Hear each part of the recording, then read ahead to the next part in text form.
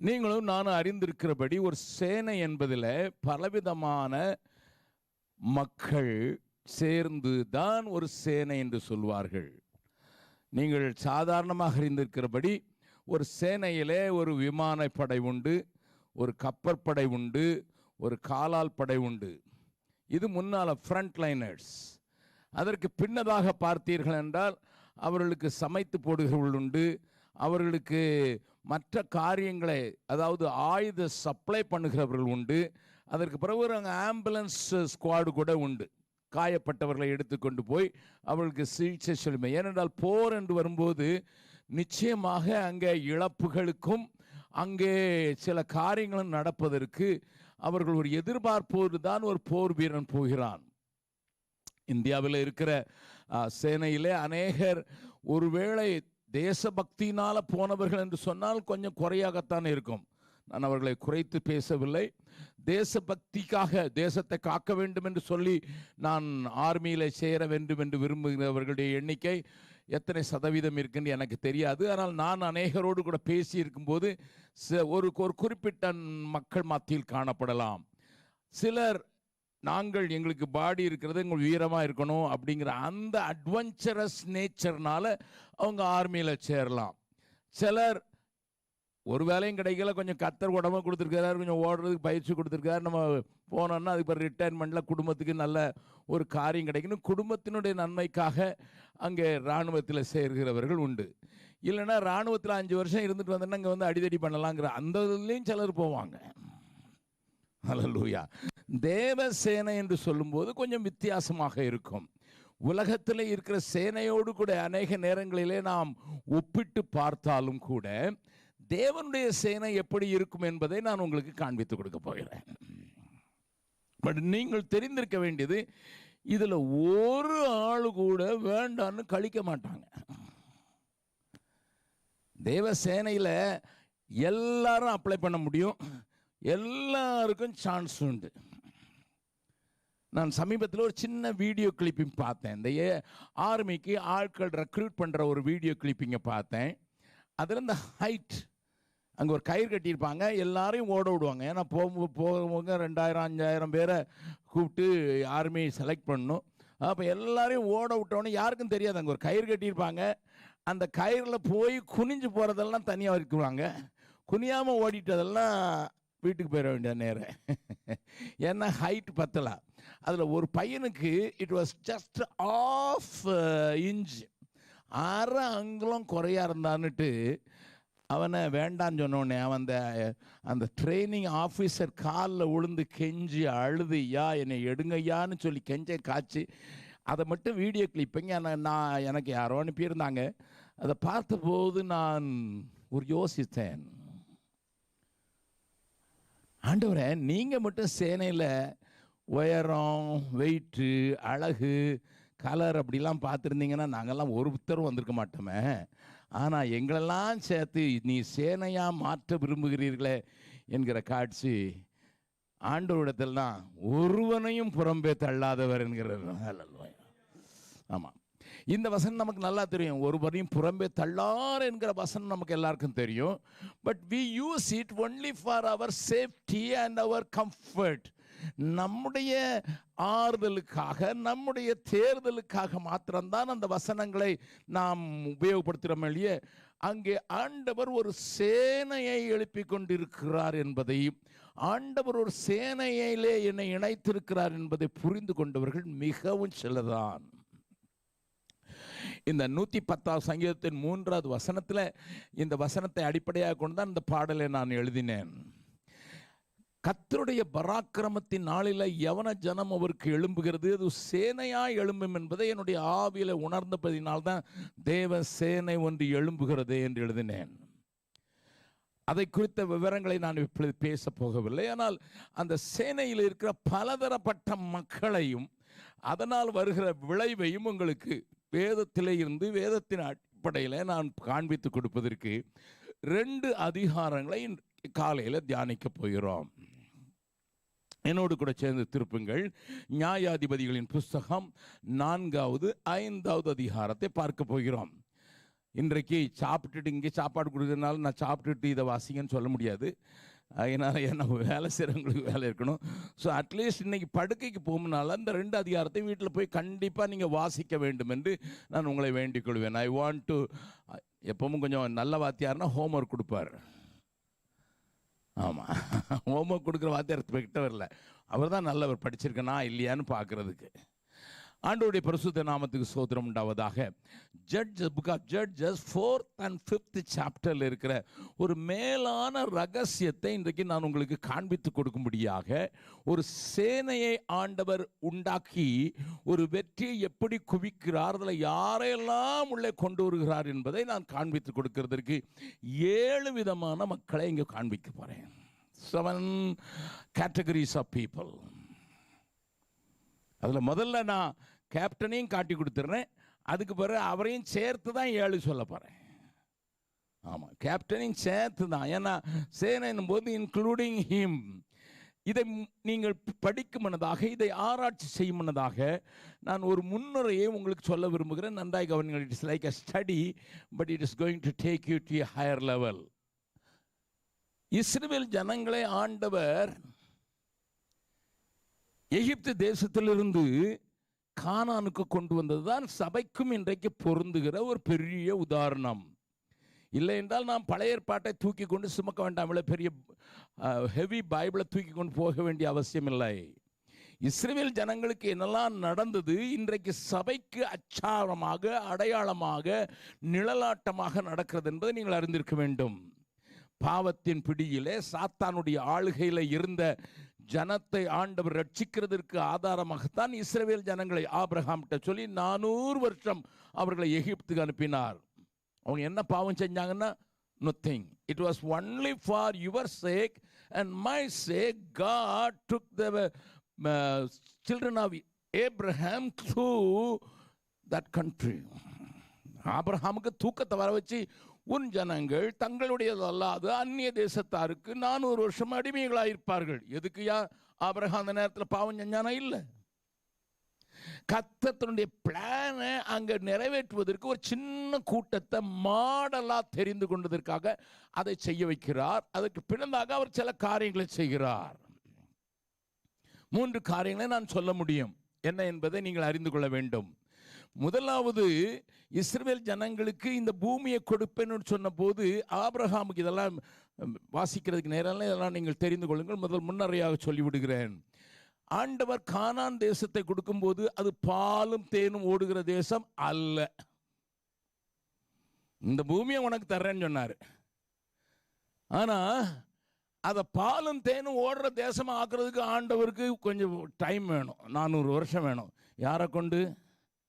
இந்த ஆகாத 7 ஜாதியை கொண்டு.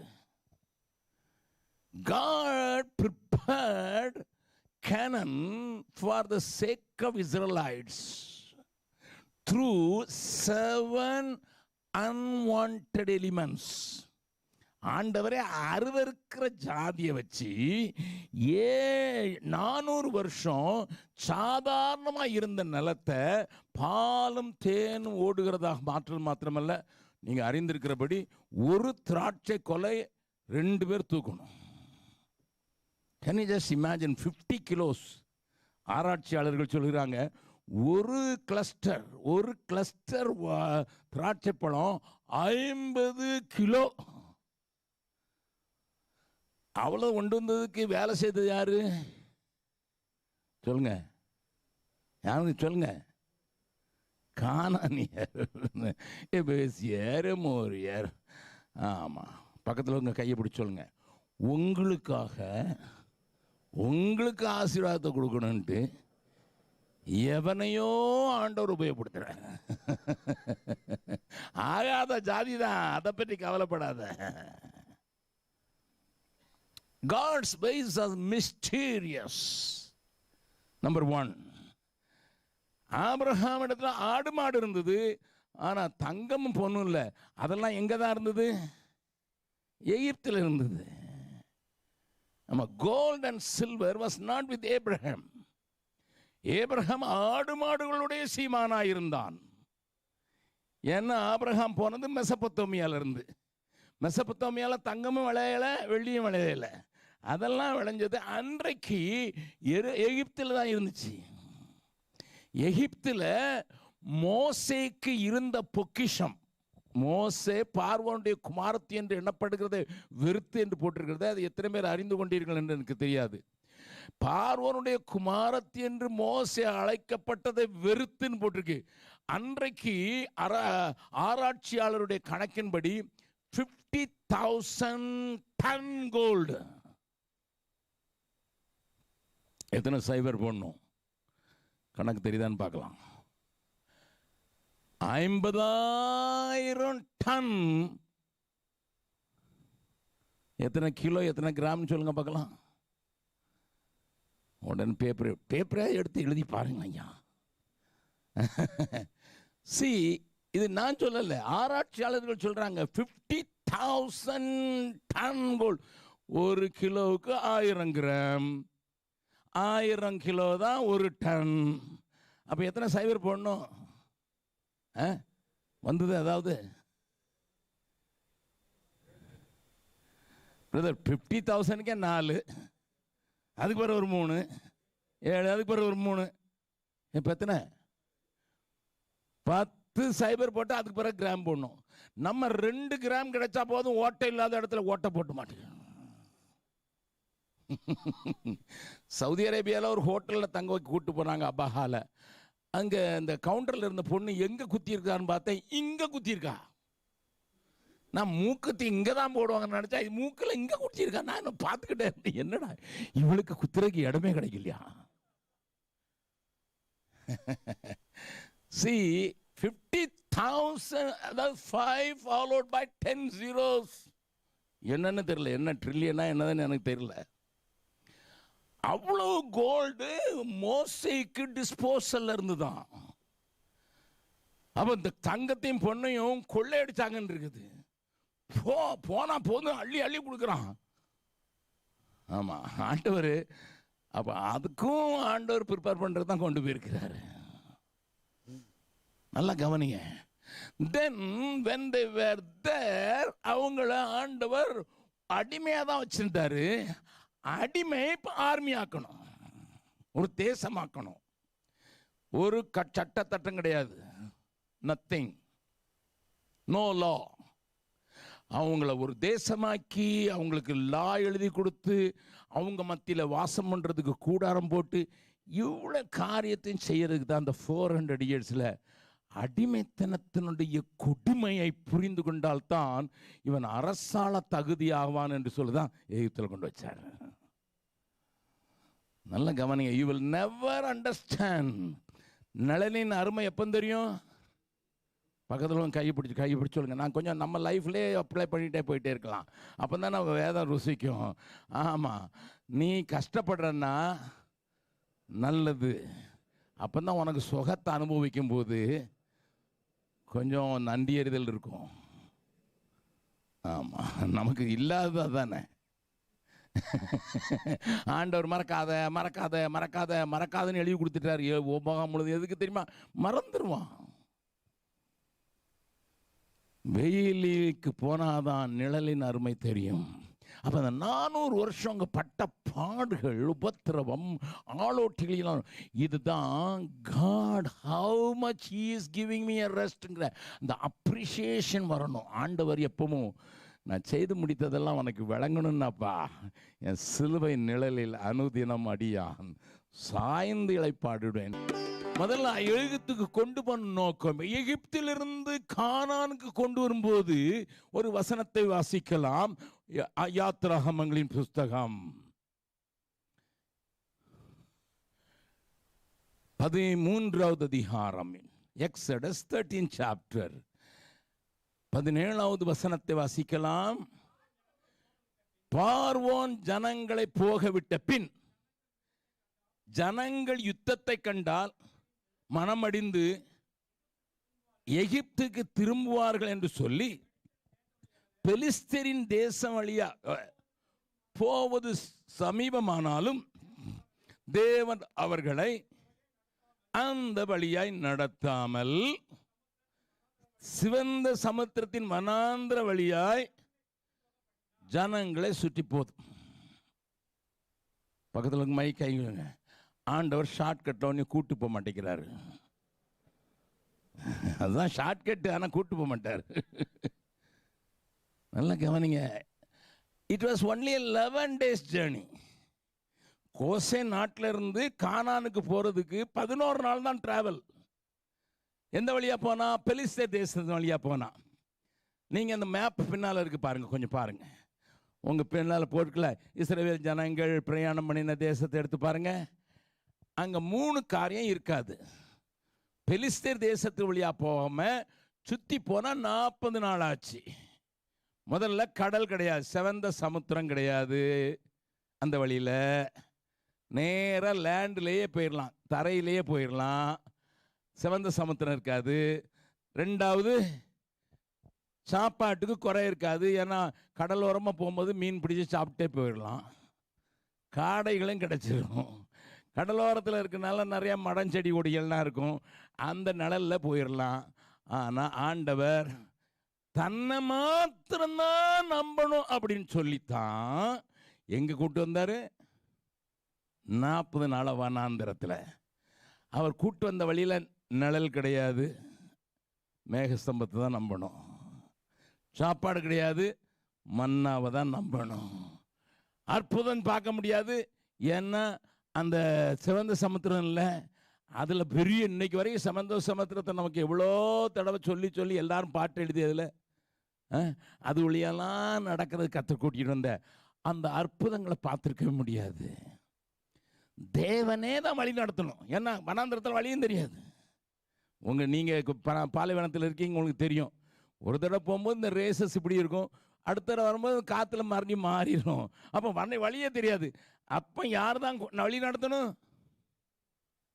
டோட்டலி வழிக்குனாலும் அவர் தான் சார்ந்திருக்கணும், தேவைக்கும் அவர் தான் சார்ந்திருக்கணும், இளைப்பாறுதலுக்கும் அவர் தான் சார்ந்திருக்கணும், அற்புதத்துக்கும் அவர் தான் சார்ந்திருக்கணும். இப்போ மறுபடியும் பார்த்து சொல்லுங்கள், மறுபடியும் கண்ணுக்குள்ளே பார்த்து சொல்லுங்கள். உங்களை ஆண்டவர் அவரை மாத்திரம் தான் நம்பணும், மாமனாரை இல்லைன்னு சொல்கிறதுக்காகவே. யாருக்கோ சொல்கிறேன். We should depend totally on God. அதுக்கு தான் சுற்றி அனுப்புகிறாரு. ஷார்ட்கட் இருந்தது 11 நாளில் போகிறதுக்கு. But he took us to a road which is 40 days. தேவைக்கும் இளைப்பாறுதலுக்கும் அற்புதத்துக்கும் வழிநடத்தலுக்கும் எல்லாத்துக்கும் அவரை தான் சார்ந்திருக்கணும். ஏன்னா இப்போ தேசமாக்கணும், அடிமையை தேசமாக்கணும், இவங்கள தான் உலகத்துக்கு மாடல் ஆக்கணும், இவங்கள வச்சு தான் மற்றவங்களுக்கு சொல்லிக் கொடுக்கணும். அதுக்காக ஆண்டவர் இந்த வழியில் நடத்தினார். இன்னொரு காரியத்துக்கு நடத்தினார். சிவந்த சமுத்திரத்தில் எகிப்தியர் பின்னால் நெருக்குனாங்க. ரதங்களோடும் கூட பட்டயங்களோடு கூட எகிப்தின் சேனை அவங்கள நெருக்குது. இவங்கெல்லாம் யாராக இருந்தாங்க? செங்கல் வெட்டுறவன், மண்ணு குலைக்கிறவன். இவனுக்கு சண்டையும் தெரியாது, இவன்கிட்ட பட்டயமும் கிடையாது. அப்போ இவனுக்கு பட்டயம் கொடுக்கணும். ஏன்னா போகிற இடத்துல கானானில் இவன் எல்லாத்தையும் சண்டை போட்டு பிடிக்கணும். 31 ராஜாக்கள் இருக்கிறாங்க. ஆமாம், எரிகோ பெரிய கோட்டை இருக்குது, பட்டணம் இருக்குது. நல்லா கவனிங்க, போகிற இடத்துல சண்டை இல்லை, நேர போயில்லை, அங்கே there is a war. அப்போ அந்த யுத்தத்துக்கு போகிறதுக்கு ஜனங்களுக்கு முதல்ல ஆயுதம் வேணும். அதுக்காகத்தான் இந்த வழியாக நடத்தினார். என்ன, இவங்க போகும்போது வெட்டாந்தரையா போயிட்டாங்க, எகிப்தியர் பின்னால் வந்தாங்க. என்ன செஞ்சிச்சு? மூடினது எங்கே மூடி இருக்கணும்? எகிப்தியர் பிணம்லாம் எந்த பக்கம் இருந்திருக்கணும் சொல்லுங்க? எகிப்தியர் பக்கம் எந்த பக்கம் இருந்திருக்கணும்? எகிப்து பக்கத்தில் இருந்திருக்கணும். ஏன்னா உள்ளே வந்தானுங்க, மூடிடுச்சு. ஆனால் எங்கே ஒதுங்கினானுங்க தெரியுமா? எங்கே ஒதுங்கினாங்க? அந்த வசனத்தை வாசிச்சிருக்கீங்களா? வாசிங்க. 14வது அதிகாரம் 21வது வசனத்தை வாசிங்க முதல்ல. 21 14:21. மோசே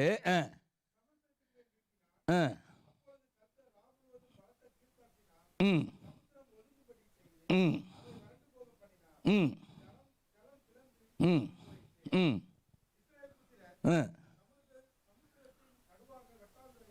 நடந்தார்கள்.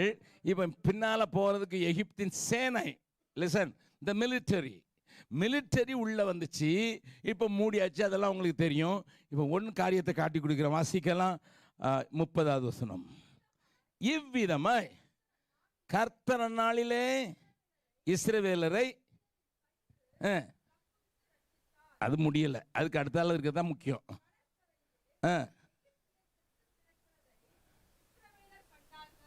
எதுக்கு இந்த பக்கம் ஒதுக்கிட்டாரு? இவன் கையில் இருக்க பட்டயத்தெல்லாம் எடுத்துகிட்டு போயிட்டான்.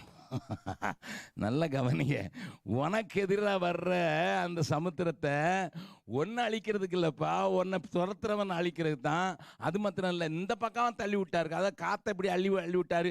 எல்லா பிணமும் இங்கே வந்துட்டு எல்லாம் இடுப்பில் ஆளு கொண்டு எடுத்துட்டான். ஏன்னா அடுத்தால அமலேக்கர் வர்றான், அவங்ககிட்ட சண்டை போடுறதுக்கு இவன்கிட்ட என்ன வேணும்? உனக்கு வர்ற போராட்டத்தை முன்னால் பார்க்குற ஆண்டவர் உன்னை எக்யூப் பண்ணியிருக்கிறாரு. ஹல்லேலூயா. ஆமாம், உனக்கு பின்னால் போராட்டம் வருது, அமலேக்கன் வர்றான், அவனை வெட்டுறதுக்கு உனக்கு கத்தி இல்லைடா, அதனால கொஞ்சம் இந்துக்களாக இருந்தால் சொல்லுவாங்க தேவனுடைய திருவிளையாடல். But he equips me. அவர் என்ன எக்யூப் பண்ணுறது தான். இந்த வழியாக நடத்தினது மாத்திரமல்ல, அவனை கொண்டு இந்த பக்கம் தள்ளி விட்டார். அப்போ என் வாழ்க்கையில் நடக்கிற அநேக காரியங்கள் எனக்கு புரியலை, என் வாழ்க்கையில் நடக்கிற காரியங்களை எனக்கு விளங்கலை, என் வாழ்க்கையில் நடக்கிற அநேக போராட்டங்கள் எனக்கு புரிய மாட்டேங்குது. ஏன் இந்த வழியாக நடத்துகிறார் தெரியலை. என் மகளுடைய ஒரு சாட்சி சொல்லட்டுமா? என் மகள் ரஷ்யாவில் படித்தா, அங்கே ஆண்டவருக்காக 3 சபைகளை உண்டாக்குறது கர்த்தர் உபதேவி செய்தார். எங்களெல்லாம் சந்தோஷமாக இருந்தது. நீங்கள் அறிஞ்சிருக்கபடி ரஷ்யாவில் படித்ததுனால இந்தியாவில் வந்து MCIங்கிற அந்த ஸ்க்ரீனிங் டெஸ்ட்டு அவங்க வந்து பாஸ் பண்ணணும், ரெடி பண்ணிட்டு போயிருந்தா. டெல்லியில் அவளுக்கு பரீட்சை இருந்தது. பரீட்சை இருந்தபோது ஃபஸ்ட்டு பேப்பர் ஃபஸ்ட் கிளாஸாக பண்ணிட்டான். எனக்கு ஃபோன் பண்ணா பரீட்சை எழுதிட்டு, டாடி ஐ டிட் மார்வலஸ். ஏன்னா 150 கேள்விக்கு 180 கேள்விக்கு பதில் எழுதணும், எல்லாம் ரைட்டாக எழுதியிருக்கேன் டாடி. ரொம்ப சந்தோஷமாக சொன்னான். ஆனால் 10வது நிமிஷத்தில் அவளுக்கு ஹோமோகுளோபின் ரொம்ப குறையாக இருந்தது, ரத்தம் ரொம்ப குறையாக இருந்தது. அந்த நாட்களில் 6 தான் இருந்தது, சாதாரணமாக 12 இருக்கணும். 6 தான் இருந்ததுனால பரீட்சை எழுதிட்டு வெளியே பரீட்சை வெளியிருந்த உடனே எனக்கு ஃபோன் பண்ணால், அதுக்கப்புறம் 10 நிமிஷத்தில் ஃபோன் பண்ணால், டாடி எனக்கு பரீட்சை எழுதுறதுக்கு மறுபடியும் போகிறதுக்கு முடியல, எனக்கு தலை சுற்றுது, நான் படுத்து கிடக்கிறேன், ஜோமனுங்க. நல்லா கவனிங்க, நல்லா எழுதிட்டா முதல் பரீட்சை, இன்னும் 2வது பரீட்சை எழுதணும், இடையில 1 ஹவர் கேப்பு. வெளியே வந்தவளுக்கு இப்போ போக முடியல, தலை சுற்று, ரத்த சோகை, அதனால் கீழே ப்ரெஷர் போய் இதே பிரச்சனை அவளுக்கு ரஷ்யாவில் இருந்தது. நாங்கள் போக முடியல, நானும் என் மனைவியே போக முடியல, விசா கொடுக்க மாட்டேன்ட்டாங்க யூனிவர்சிட்டியில். அவன் அங்கே கொடுத்த பிள்ளைங்க கொஞ்ச நாள் ஹெல்ப் பண்ணாங்க. ஆனால் 3 months she was suffering. நான் ஆண்டவர்களை நோக்கி அவர்கள் ஜெபம் பண்ணும்போது எனக்கு ஜெபத்தில் நான் பார்த்தது ஒரு பிரேத பெட்டி வருது. என்ன ஆண்டவரே, நான் என் பிள்ளைய அங்கே அனுப்புனேன், பிரேதமாக வந்துடுவாளோ?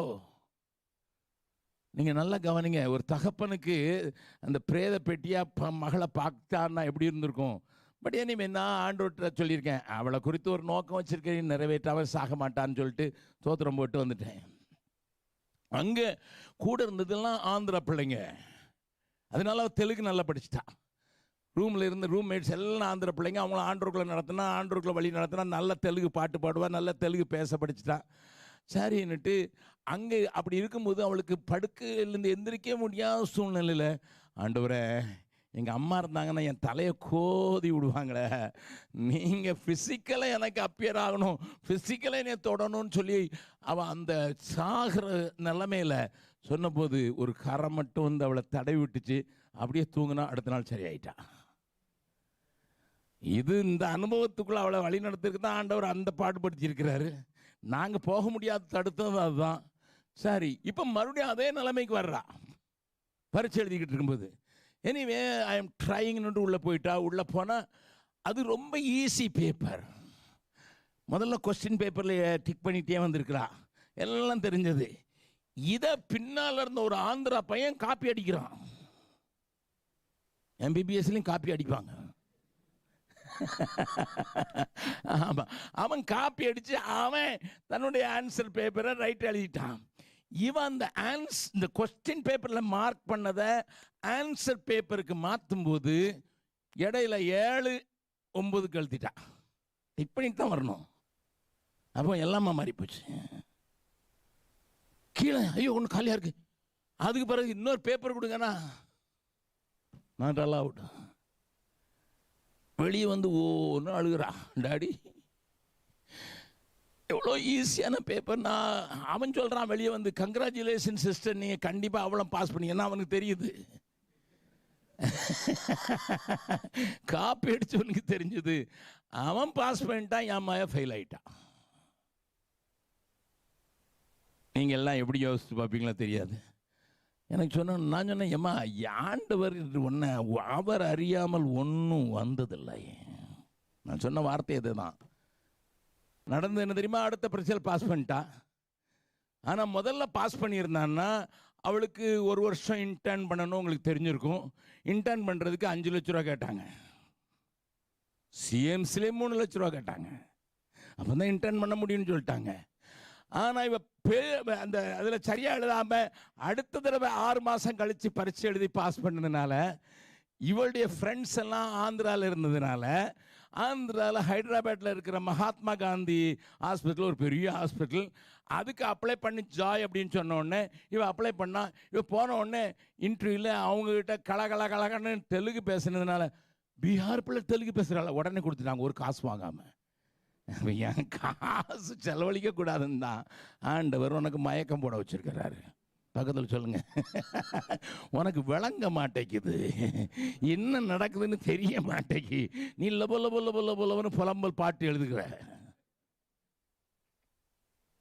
We don't understand God's ways. மோசேக்கு வழிகளை காண்பிக்கிறவர் உங்களுக்கு காண்பிப்பாராக.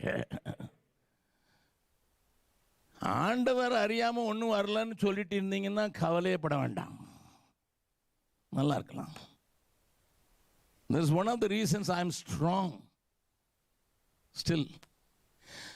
வந்தாலும் அவருக்கு தெரியாம வரல, அவர் அறியாம. நான் எப்பவும் ஒரு பிரச்சனை வரும்போது, ஆண்டவர் என்கிட்ட ஏதாவது குறை இருக்கா ஆண்டவர், நீ என்ன சோதிச்சு பார்ப்பேன். சீசர்கள் மாதிரி நானும் என்கிட்ட ஏதாவது இருக்கா, இல்லை 2வது யோசிச்சு பார்ப்பேன். சரி, எவனோ ஒருத்தன் திட்டுறான்னா, ஒன்று நான் இருக்கிறேன், இல்லைன்னா அவன் விதைக்கிறான். நான் இருக்கிறேன்னான்னு பார்ப்பேன், நான் ஏதாவது செஞ்சுருந்தேன்னா அதுக்கு அறுக்கிறேன்னான்னு பார்ப்பேன். நான் சரியாக இருந்தேன்னா, ஆண்டவரே அவன் அறுக்க போகிறானே, ஏன்னா 1 கிலோ வச்சுருக்கான், 9 கிலோ அறுக்க போகிறான், அவனுக்காக ஜெபம் பண்ணு. இதுதான் என்னுடைய விசுவாச ஓட்டம். நல்லா கவனிங்க. இந்த ஆண்டவர் இன்னொரு காரியத்தை கானான்ல வந்தபோது செய்கிறார். வாசிக்கலாம், நியாயாதிபதிகளின் புஸ்தகம் 3வது அதிகாரம் 1வது 2வது வசனத்தை வாசிக்கலாம். கானான் தேசத்தில் நடந்த சகல யுத்தங்களையும் அறியாதிருந்த இஸ்ரவேலராய அனைவரையும் சோதிப்பதற்காகவும், இஸ்ரவேல் புத்திரரின் சந்ததியாரில் அதற்கு முன் யுத்தம் செய்ய அறியாதிருந்தவர்களும் அவைகளை அறியும்படி பழக்க வைப்பதற்காகவும் கர்த்தர் விட்டு வச்சிருந்தார். கானானு கொண்டு வந்தா கூட கொஞ்சத்தை விட்டு வச்சிருந்தார். எதுக்கு விட்டு வச்சிருந்தாரு? உன் சந்ததிக்கும் யுத்தம் பண்ண தெரியணும், யுத்தத்தை பார்க்காதவனுக்கு யுத்தம் படிச்சு கொடுக்கணும், உன் சந்ததிக்கும், நீ அறியாதிருந்தமுடைய சந்ததியாருக்கும் யுத்தம் செய்ய அறியாதிருந்தவர்களுக்கு பழக்க வைக்கும்படியாக சில ஜாதிகளை விட்டு வச்சிருந்தார். நல்லா கவனிங்க. I must prepare my child for the future. என்னுடைய பிள்ளைய ஃபியூச்சருக்கு நான் ஆயத்தப்படுத்தணும். லிசன் சார், ஆண்டவர் என்னை நடத்துகிற பாதை ஆச்சரியமானது. ஆகையினால தான் கானானியரை விட்டு வச்சிருக்காரு. அப்ப என் பிள்ளைக்கும் நான் அதை சொல்லி கொடுத்துடணும். I must prepare my child. அந்த வசனத்தை நல்லா நீங்க பாருங்க. 2வது வசனத்துல, இஸ்ரவேல் புத்திரரின் சந்ததியாரும் அவைகளை அறியும்படி பழக்க வைப்பதற்காகவும். Do you prepare your child to face the challenges of your life? வாழ்க்கையில் போராட்டங்கள் வரும், வாழ்க்கையில் சில காரியங்களை நீ சந்திக்க நேரிடும். மகனே மகளே, நீ சந்திக்க நேரிடும். பிள்ளைய உட்கார வச்சு சொல்லணும். சில அப்பா அம்மாவுக்கு பிள்ளைங்க எங்க பிரதர் நேரம் இருக்குது. I don't spend much time with my children, but I spend quality time with my children. என் பிள்ளைங்க இன்னைக்கு எல்லாரும் பெரிய பெரிய வேலையை விட்டுட்டு மிஷினரியாக வந்துட்டாங்க. பல லட்சங்களை சம்பாதிச்சு கொண்டு இருந்தவங்க தூக்கி போட்டு மிஷினரி வந்திருக்காங்க.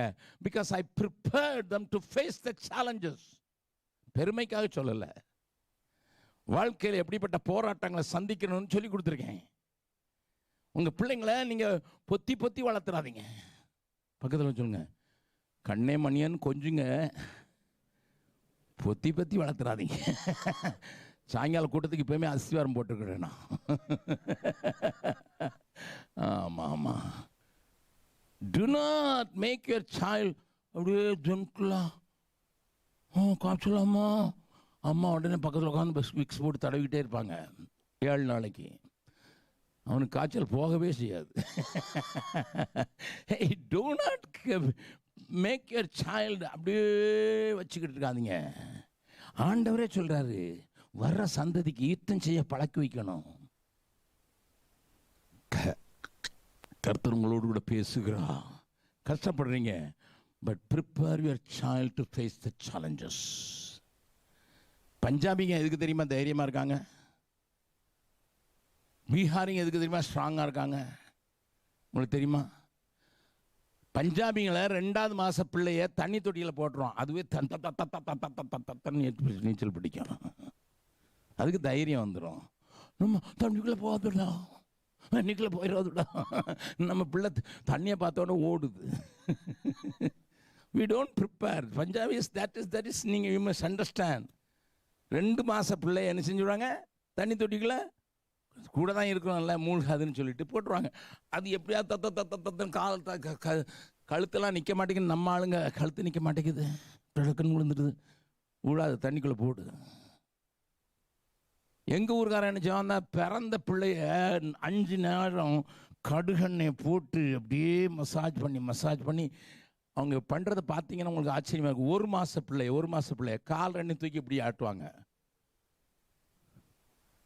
அதனால் எங்கள் ஆளுங்களுக்கு 8 அடி 2 அங்குலம் கம்பை வச்சு டம்முன்னு அடித்தா மாயிரே அவ்வளோதான் சொல்லுவான். அதுக்கு மேலே ஒன்றும் சொல்ல மாட்டான்.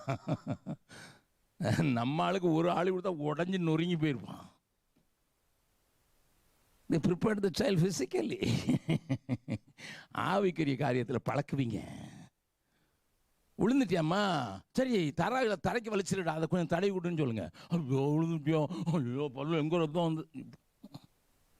சில அம்மா மாதிரி அப்படி தான். அப்பாவுக்கு வேற திட்டு கிடைக்கும். பார்க்கலையா நீங்கள், இவருக்கு பேப்பர் தான் பெருசாக போச்சு. உலட்டும், எந்திரிக்கட்டும். ஆண்டவருடைய மனது.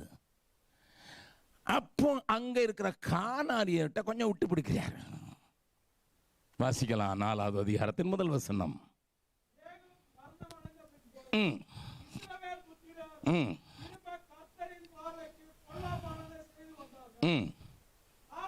ஆகையால் கர்த்தர் அவர்களை ஆசோரில் ஆளுகிற யாபீனின் கானானியர் ராஜாவின் கையில் விட்டு போட்டார்.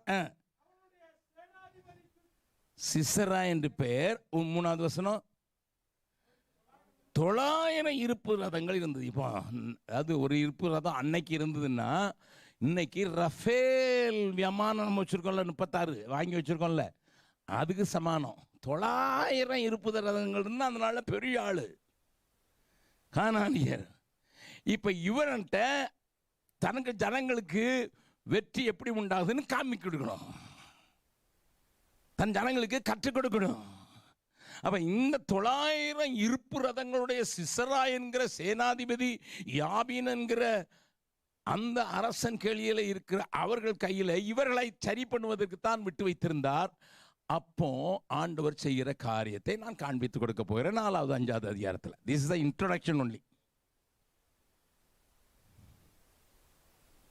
பைபிளை அனுதின வாழ்க்கையில் அப்ளை பண்ணுறதுக்கு படிக்கணும். அதனால தான் பைபிள் படிங்க, ஜெபம் பண்ணுங்க, பைபிள் படிங்க, ஜெபம் பண்ணுங்கன்னு சபையில் சொல்கிறதுக்கு காரணம், பைபிளை படிங்க. அங்கே இங்கே ஃபோன் பண்ணாதீங்க. அந்த டவருக்கு ஃபோன் பண்ண, இந்த டவருக்கு ஃபோன் பண்ண, ஒரு டவர்லையும் ஒன்றும் கிடைக்காது. எல்லாம் சிக்னல் அவுட் ஆனது. நல்ல கவனிங்க. நீங்கள் வசனத்தை கையில் கொடுத்துருக்கிறார் ஆண்டவர். இதில் தேடுங்க, இதை கண்டுபிடிங்க. அப்போ ஒன்று நடக்குது. என்ன நடக்குது தெரியுமா? ஆண்டவருக்கு இப்போ இந்த ஜனங்களை பயிற்சி வைக்கிறதுக்கு ஒரு சேனை எழுப்பணும். இந்த சேனை எப்படிப்பட்டதுங்கிறதுக்கு முதல்ல ஆண்டவர் ஒரு காரியத்தை செய்கிறார். 4வது வசனத்தை வாசிங்க. அக்காலத்தில் லபிதோத்தின் மனைவியாகிய தெபோராள் என்னும் தீர்க்கதரிசியானவள், நல்ல கவனிங்க, ஆண்டவருக்கு பார்க்குறார் யாரை கொண்டுடா ஸ்டார்ட் பண்ணுறதுன்னுட்டு. ஏன்னா இப்போ இஸ்ரேல் ஜனங்களுக்கு ப்ராப்ளமே ஸ்டார்டிங் ட்ரபிள் தான். பக்கத்தில் சொல்லுங்க, நிறைய பேருக்கு தான் ஸ்டார்டிங் ப்ராப்ளம். இப்போ உலகத்தில் எங்கே பார்த்தாலும் ஸ்டார்ட் அப்புங்கிறான். உங்கள் ஆண்டவர் பாருங்க. சிஸ்டர்ஸ்லாம் சொல்லுங்க, பக்கத்தில் இருக்கிற சிஸ்டர் பார்த்து மனைவின்னு சொல்லி ஒதுங்கிடாதீங்க. சிலர் மனைவி தானே, நீ மனைவி தானே, உனக்கு விளங்கலடா, உனக்கு விளங்கல மனைவி என்னன்னுட்டு. இங்கே இவ கல்யாணமானவ தான். இவளுக்கு ஒரு touch. God raised her as a prophetess. நல்ல கவனிங்க. அவளை ப்ராஃபட்டஸாக ரைஸ் பண்ண உடனே ஆண்டவர் அவளுக்கு ஒரு காரியத்தை காண்பிக்க சொல்கிறார். அதைத்தான் நாங்கள் பார்க்கிறோம். என்ன செய்கிறாராம் ஆண்டவர்? என்ன செய்கிறாராம்? 7வது வசனம் வாசிங்க. அவ சொல்றது, நான் யாபீனின் சேனாபதியாகிய சிசராவையும் அவன் ரதங்களையும் அவன் சேனையையும் கீசோன் பள்ளத்தாக்கில் யார் வர இழுக்கிறது? யாரு? கர்த்தர். அது மோடியும் அமித்ஷாவும் பேர் வேணா மாத்திங்க, பரவாயில்ல. யூ கேன் ரீப்ளேஸ் தம். அவங்கள நான் இழுக்க போறேன்டா. இது யார் சொல்லி கொடுக்கிறது? தெபோரா யாரு? அப்போ தீர்க்கதரிசி ஆண்டவர் என்ன செய்ய போறார்னு சொல்றது தான் தீர்க்கதரிசி. சோப் சேலை கட்டி இருக்கா, பச்சை கலரு பார்டர் போட்டிருக்கணும்னு சொல்றது இல்ல. Hello, we are having a wrong understanding about the prophet's ministry, prophet's office. இங்க தீர்க்கதரிசியினுடைய ஆபீஸ் அழகா தெபோரா சொல்றா, பாராக்க கூப்பிடுறா. பாராக்கே நீ வா, நான் பின்னல்ல பேசுவேன் பாராக்க கொடுத்து. பாராக்கே நீ வா. ஏன்னா ஆண்டவர் சொல்றாரு, நான் இழுத்து கொண்டு வந்து உன் கையில ஒப்பு கொடுக்க போறேன். கர்த்தர் தான் யுத்தத்தை ஸ்டார்ட் பண்ணுகிறாரு. கர்த்தர் தான் யுத்தத்தை ஸ்டார்ட் பண்றாரு. அதுக்கு ஆளை தேடுறாரு. தேவசேனன்னு சொல்லும்போது நீங்க அறிய வேண்டிய ஒண்ணு, உங்களுக்கு விரோதமா அந்த யுத்தத்தை எவனோ ஆரம்பிச்சதை உங்களுக்கு சண்டை போடுறது கூப்பிடல. நான் ஒரு யுத்தத்தை ஆரம்பிச்சிருக்கேன்ப்பா, அதுல உன்னைய வந்து ரெக்ரூட்மெண்ட் பண்றேன்.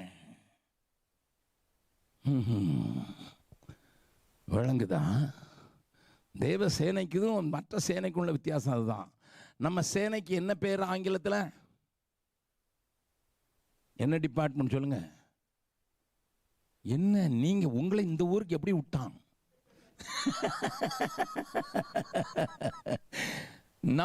நம்ம ராணுவத்துக்கு இங்கிலீஷ்ல என்னையா பேரு? மிலிட்டரி. வேற என்ன டிபார்ட்மெண்ட் தான் நான் கேட்டேன்? டிஃபென்ஸ். நமக்கு எதுக்கு வச்சிருக்கு பட? டிஃபென்ஸ். எதிரி வந்தான்னா, பாகிஸ்தான்காரனோ சீனாக்காரனோ வந்தான்னா டிஃபென்ஸ் பண்ண. அதனாலதான் டிஃபென்ஸ் டிபார்ட்மெண்ட். நம்மளா போய் சண்டை போடுறதுக்கு இல்லை, டிஃபென்ஸ் தான் வச்சிருக்குது. But when God starts, he is playing offense.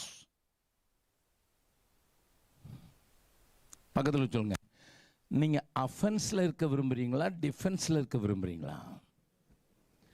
நம்ம சர்ச்சில் எல்லாருமே டிஃபென்ஸ் தான். ஃபுட்பால் தான் விளையாடுனீங்கல்ல, நீங்க தான் எல்லாம் விளையாடுனீங்களோ இல்லையோ பார்த்தீங்கல்ல. எத்தனை கோல் கீப்பர்? ஒரு கோல் கீப்பர். ஆனால் நம்ம சபையில் 11 பேரும் கோலில் நிற்கிறான். பந்து போயிடக்கூடாது. நிச்சயமா கோல் விழாது, ஆனால் ஜெயிக்கவும் மாட்டேன். நம்ம சபையில் இருக்க எல்லாருமே கோல் கீழான். பாஸ்டர் ஜார்ஜ் மட்டும் தான் பந்த கையில் பிடிப்பாரு, நாங்கள் பிடிக்க கூடாது. அப்படி பெனால்ட்டி வாங்கி அடி வாங்கு. பாஸ்டருக்கு கொஞ்சம் ஸ்பெஷலாக கர்த்தர் கிருபை கொடுத்துருக்கிறது, கையால் பிடிக்கலாம். அப்புறம் அந்த டீக்குள்ள தான் வெளியே போய் பிடிச்சாருன்னா அதுவும் பெனால்ட்டி தான். விளங்குதா? ஆண்டவர் சொல்ல, நான் இழுத்துட்டு வருவேன், உங்ககிட்ட கொண்டு வந்து மாட்டி கொடுத்துருவேன். But always think the war initiator யாருன்னா தேவனே. அதனால தான் அவருக்கு பேரே சேனைகளின் கர்த்தர். அல்லேலூயா. அவர் சேனைகளின் கர்த்தரையா. நிறைய பேருக்கு தெரியாது எதுக்கு சேனைகளின் கர்த்தர்னு சொல்லி. எதுக்கு அவருக்கு சேனைகளின் கர்த்தர்? He only starts the war with that evil. He only starts the war with Satan. வானமண்டலங்களில் இருக்கிற பொல்லாத சேனைகள், அதோட யுத்தத்தை ஆரம்பிக்கிறது அவரே. அதனால தான் பாடுறோம், சேனைகளின் கர்த்தர். ஆமா, சேனைகளின் கர்த்தர்னு சொல்லிட்டு பாடு. ஆனால் எத்தனை பேருக்கு சேனைகளின் கர்த்தர் தான் தெரியும், ஆனால் சேனையில் சேர்றதுக்கு இஷ்டம் இல்லை. நீங்கள் மார்ச் பாஸ்ட் பண்ணுங்க, நாங்கள் கை தட்டுறதுக்கு உட்காந்துருக்கோம். பக்கத்தில் இருக்குன்னு சொல்லுங்கள், கையை பிடிச்சி. உங்களை தான் சொல்கிறாங்க. ரிபப்ளிக் டேயில் அவங்க லெஃப்ட் ரைட் போட்டுப்பா, நம்ம உட்காந்து. சர்ச்சில் 95% இல்லை, 99% கைத்தட்ட செய்யணும். யாராவது போட்டோம். But God wants to involve everyone. அதுதான் நான் சொல்லிக் கொடுக்க போகிறேன். தெபோராள் மனைவிதான், அவளுக்கு தான் வெளிப்பாடு. I want to tell you one small secret. The wives are more sensitive in the spirit rather than men. பழம் கொடுத்தா சாப்பிட்டு போயிட்டே இருப்பான். ஏதேன் தோட்டத்தில் அப்படிதான். பழம் கொடுத்தாளா சாப்பிட்டு போட்டே இருக்காது. No. The ladies has got some different kind of understanding about things. என் மனைவி அநேக நேரத்தில் வச்சான், இந்த ஆளை ரொம்ப நம்புறீங்க, நடுவாரத்தில் ஒத்துட்டு போவான். உனக்கு தெரியாதுடி, நம்ம நன்மை செய்து அவனை ஜெயிச்சிடலாம். அதுக்கப்புறம் அவன் இழுத்துட்டு போகும்போது தான் எனக்கு தெரியும். சரியாதுன்னு சொன்னான்னு so many people பற்றி அழகாக ஐடென்ட் பண்ணிடுவான். எனக்கு ஒரு குட்டி மகா இருந்தா, இறந்து போயிட்டான், ஆண்டோட்ட போயிட்டா 7 வயசில். குட்டி மகா தான். 5 வயசில் அவளை ஸ்கூலுக்கு அனுப்பினோம். எல்கேஜி தான் போவா. நான் எல்கேஜிக்கு போனால் 10th ஸ்டாண்டர்டுக்கு ஏதாவது ஒரு புது டீச்சரை பார்த்தீங்கன்னா, இன்னைக்கு வந்தோடனே அவர் ரிப்போர்ட் கொடுப்பேன் எங்கள் அம்மாட்ட பெரியம்மாட்ட என்கிட்ட. நான் ஒரு நாள் வீட்டில் இருக்கேன், அன்னைக்கு ஸ்கூலுக்கு போயிட்டு வந்தா, அன்னைக்கு ஒரு புது டீச்சர் வந்திருக்காங்க. அன்னைக்கு அவங்க என்கிட்ட வந்தா, என்னம்மா ஸ்கூல் எப்படி இருந்தது? ஸ்கூல் நல்லா தான் இருக்குது, நீங்கள் தான் சரியில்லை. பயங்கரமாக பேசுவா. என்னம்மா நீங்கள் தானே எடுத்துருக்கீங்க ஆளை, இன்னைக்கு ஒரு புது டீச்சர் போட்டிருக்கீங்களே, அவள் வெறும் ஆக்ட் தான் பண்ணுறான், படிச்சுலாம் கொடுக்க மாட்டா. டேய், உனக்கு கிளாஸ் எடுக்கல, 10th ஸ்டாண்டர்டில் இருக்க. ஆமாம், நடையில் பார்த்தாலே தெரியாதா? She was a ப்ராஃபட்டஸ் to us. எங்கள் குடும்பத்தில் அவள் தீர்க்கதரிசியாக வச்சுருந்தார் ஆண்டவர். A girl has got such a sensitiveness. ஆனால் என் தங்கச்சிக்கு ஒரு பேரன் தான், என் தங்கச்சிக்கு. அவனையும் ஒரு நாள் ஸ்கூலுக்கு அனுப்பிட்டு என் தங்கச்சி சொன்ன கதை. காலையில் போகும்போது டைலாம் கட்டி அழகாக வாட்டர் பாட்டிலாம் போட்டு அனுப்பிச்சிருக்காங்க. சாயங்காலம் வரும்போது டொக்கூள் இந்த மாதிரி வந்திருக்கான். என் தங்கச்சி கேட்டிருக்கா, என்னம்மா போகும்போது அப்படி பயங்கரமாக போனால் வரும்போட்டா, கிளவியை கொண்டு போட்டிருக்காங்க டீச்சரா. ஆம்பளை பிள்ளையும் பொம்பளை பிள்ளையும் எப்படி பார்க்குது பார்த்தீங்களா? உண்மை. இதெல்லாம் நான் சொல்கிறதெல்லாம் அப்படியே நடந்து தான் சொல்கிறேன். A boy see the life differently, a girl see the life differently. அதனால தான் ஆண்டவர் ரெண்டு பேரும் ஒன்றா வச்சு ஏற்ற துணைன்னு சொல்லிட்டார். அதனால தான் சைடில் இருந்து ஹெல்மெட் எடுத்தார். ஏன்னா it has got something. Do not neglect your spouse. Do not neglect. நான் ரெண்டும் சேர்த்து காலை சாயங்காலம் கூட்டம் சேர்த்து எடுத்துடுறேன் pastor. Do not neglect your wife. She has got something.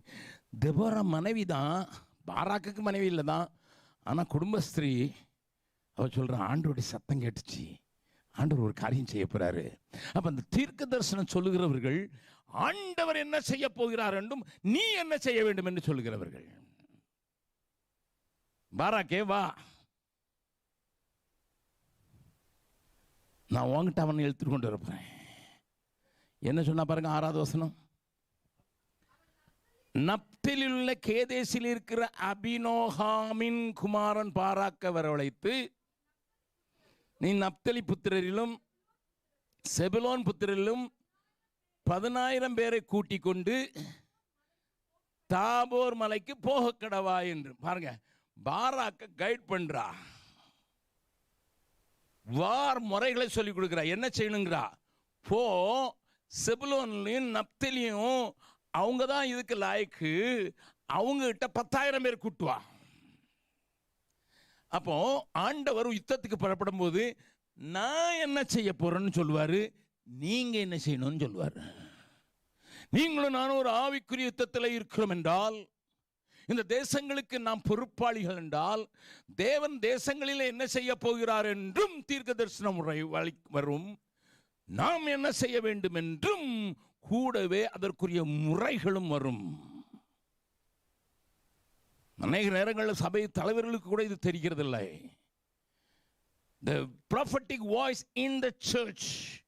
I want to tell you, Deborah, நீங்க prophetic voice பாருங்க. Prophetic voice in the church has got an ear to know what God is going to do and had a command in their mouth to tell the people what you should do. Hallelujah. அப்போ Deborah பக்கத்தில் கை பண்ணி, Deborah மட்டும் போதாது, முன்னால் போகிற ஒரு பாராக்கம் வேணும். அவன் நிறைய சில நேரங்களை சொல்லுவாங்க, சில அம்மாமார் சொல்லுவாங்க, நீங்கள் எல்லாம் என்ன அங்கே இருக்குங்கள, நீ தனியாக செய்ய முடியாடி. Listen, it is a group, it is a team together.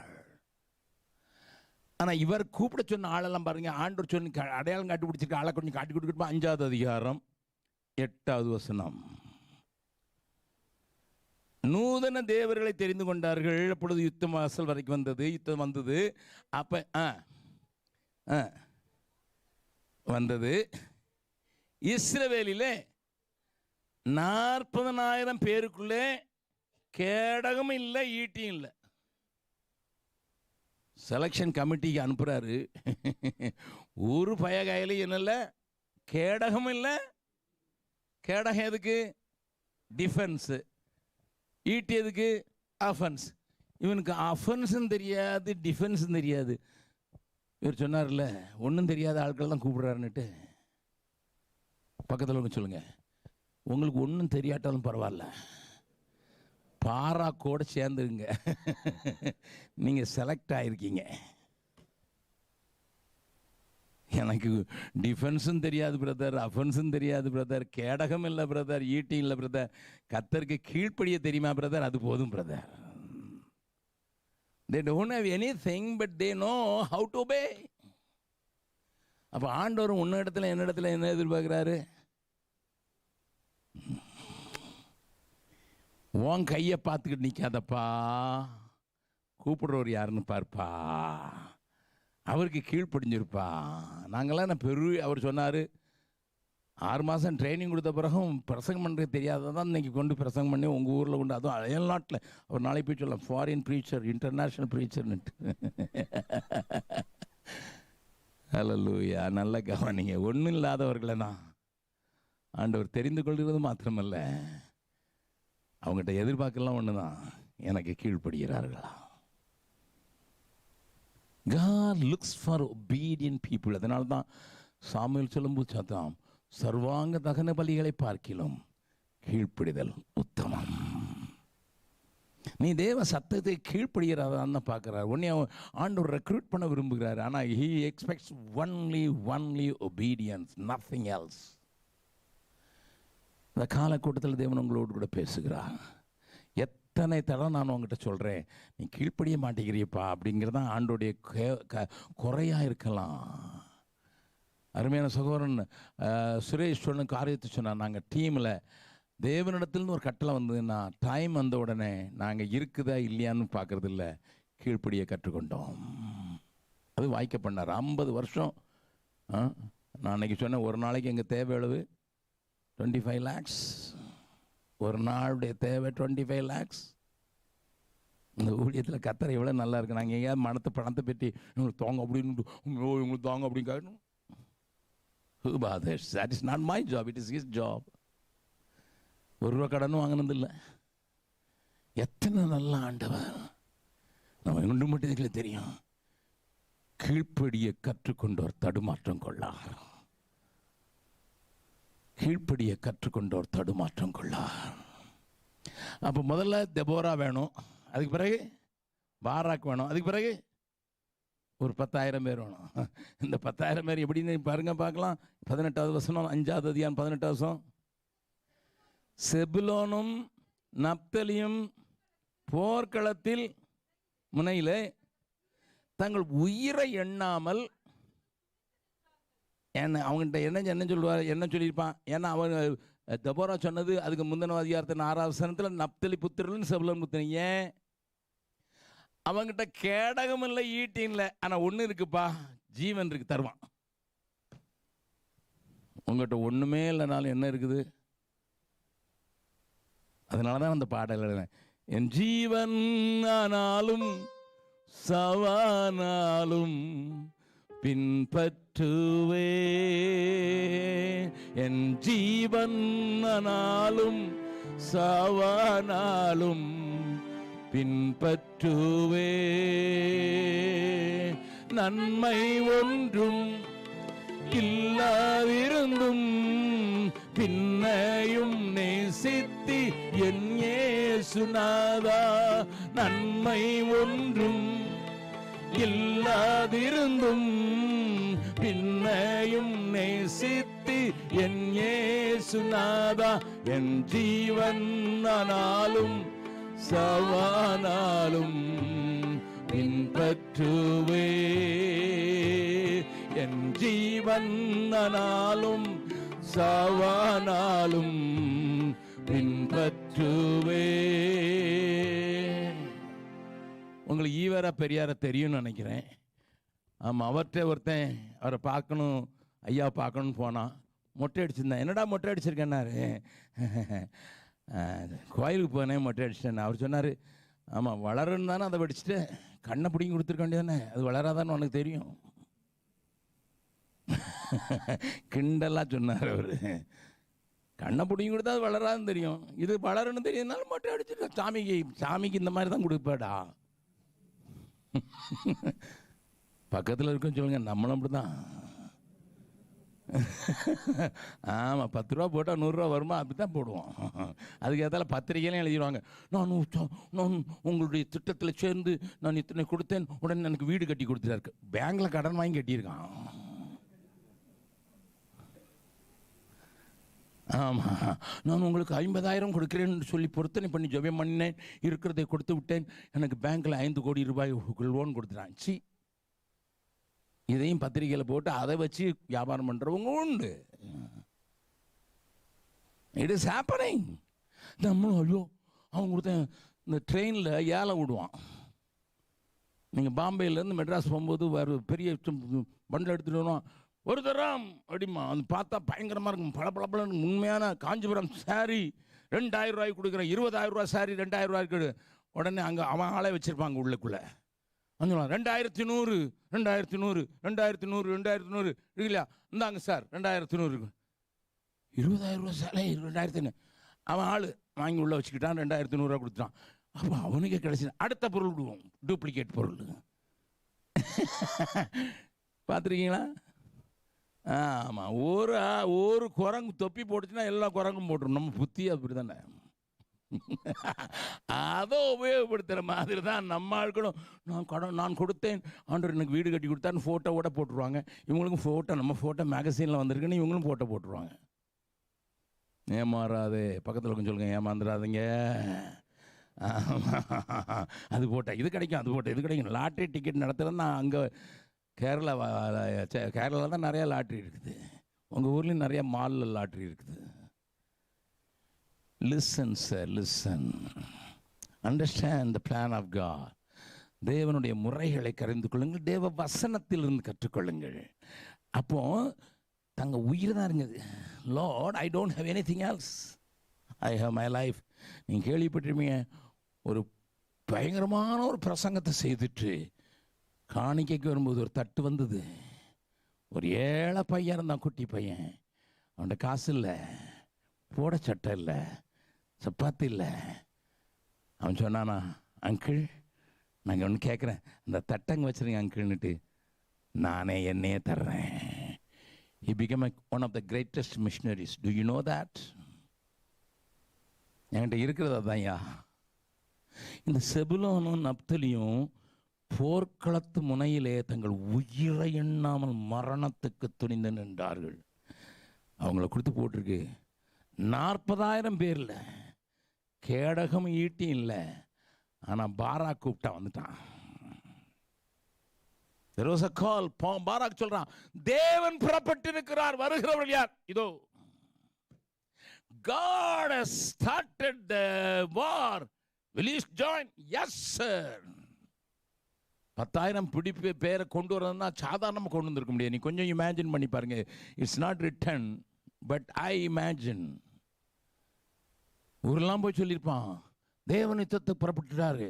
கானானியர்கள் 900 ரதம் வச்சிருக்கிறவன ஜெயிக்கிறதுக்கு ஆண்டவர் யுத்தத்துக்கு புறப்பட்டுருக்காரு. யார் வரோம்?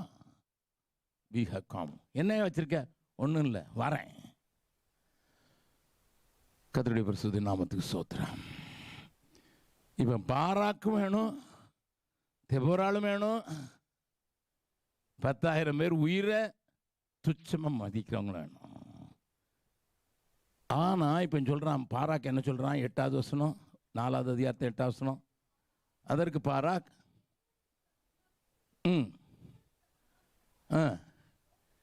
இதை வச்சு நீங்கள் நினச்சிடாதீங்க, பாராக் ரொம்ப ரொம்ப ரொம்ப கோழையான மனுஷன். தெபோரால நீ வந்தால் தான் நான் போவேன்.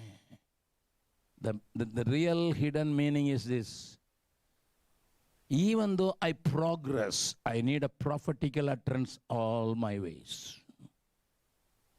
தீர்க்கதரிசியான தெபோரால, நான் நீ கீழ்ப்படிந்து நான் யுத்தத்துக்கு போனாலும் ஒவ்வொரு ஸ்டெப்லையும் எனக்கு ஒரு தீர்க்க தரிசன வார்த்தை வேணும். இதை விளக்குறதுக்கு ஒரு சம்பவத்தை சொல்கிறேன். நேரம் வேகமாக போகிறதுனால வேகமாக சொல்லிட்டு போகிறேன் கொஞ்சம். எலிசாவுடைய சீஷர்கள் பைபிள் ஸ்கூல் ஸ்டூடெண்ட் சொல்கிறாங்க, ஐயா ரொம்ப இடம் நெருக்கமாக இருக்குது, அதனால் நாங்கள் பெருசாக போகிறோம். நாங்கள் யோர்தானுக்கு அந்த பக்கத்தில் போய் பெரிய பெரிய தடிகள்லாம் வெட்டிட்டு வந்து நாங்கள் தூக்கிட்டு வந்து நாங்கள் கூட போங்க. we need a bigger place. ஆனால் அந்த அதில் ஒருத்தன் சொன்னான், நீங்களும் வாங்க, நீங்கள் சுமக்க வேண்டாம், கட்டையை தூக்க வேண்டாம், வெட்ட வேண்டாம், அதெல்லாம் நாங்கள் பார்த்துக்கணும், நீங்கள் கூட இருந்தால் போதும். போனான், இல்லை சார் நானும் வரேன்னு போனான். அப்படி போனதுனால தான் இரும்பு துண்டு மிதந்தது. உனக்கு சபைக்குள்ள, சபை நடத்துகிறவர்கள் எத்தனை பேர் இருந்தாலும் சபைக்குள்ள தீர்க்க தரிசன ஆவி கிரியை செய்யணும். The prophetical voice should be heard in the church. You may have giants as leaders. Okay. அதனால தான் 13வது அதிகாரத்தில் அப்போஸ்தலர்ல 5 பேரை போட்டு பவுலையும் பர்னபாவையும் போட்டு அவர்கள் போதகர்களாகவும் தீர்க்கதரிசிகளாக இருந்தார்கள். அதனால தான் எபேசியர் எழுதியிருக்குது, தீர்க்கதரிசிகள் அப்போஸ்தலர் என்கிற அஸ்திவாரத்தில் மேல் கட்டப்பட்ட சபை. அப்போ சபை வளரணும்னா, சபை பெருசாகணும்னா, சபை ஸ்டாண்டர்டாக இருக்கணும்னா, சபை மகிமுள்ளதாக இருக்கணும்னா அங்கே எப்பவும் ஒரு prophetical voice. I am not talking about prophets, I am talking about the prophetical voice. மறுபடியும் தாழ்மையோடு கூட சொல்வேன், இன்னைக்கு ஜேம்ஸ் தலை நிமிர்ந்து நிற்கிறது ஒரு ஸ்தாபனமாக மாறி இருக்க காரணம், the prophetical voice at every juncture was heard. தேவ சத்தம் அப்பப்போது தொனித்து எங்களை வழி நடத்தினது.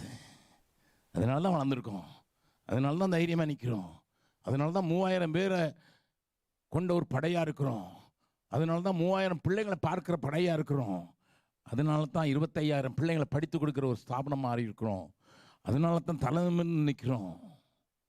போராட்டம் உண்டா? இருந்து. எஸ், அது எங்களுக்கு பின்னால் தள்ளலை. Continuously not only a leader must be guided by a prophetical voice. அதனால தான் பாராக் சொல்ல, நீ வந்தால் தான் நான் போவேன். ஆனால் அதுக்கு உடனே ஒரு ஆளை காட்டி கொடுக்குறா. யார் காட்டி? அடுத்த வசனத்தை வாசிங்க. அதற்கு அவள், நான் உன்னோடு கூட நிச்சயமாய் வருவேன், ஆனாலும் நீ போகிற பிரயாணத்தில் உண்டாகிற மேன்மை உனக்கு கிடையாது. கர்த்தர் பேர் என்னது? வெயிட். நீங்கள் அடுத்த வசனம், அடுத்த அதிகாரத்தை வாசனாலும் நல்லான்னு சொல்லிட்டீங்க.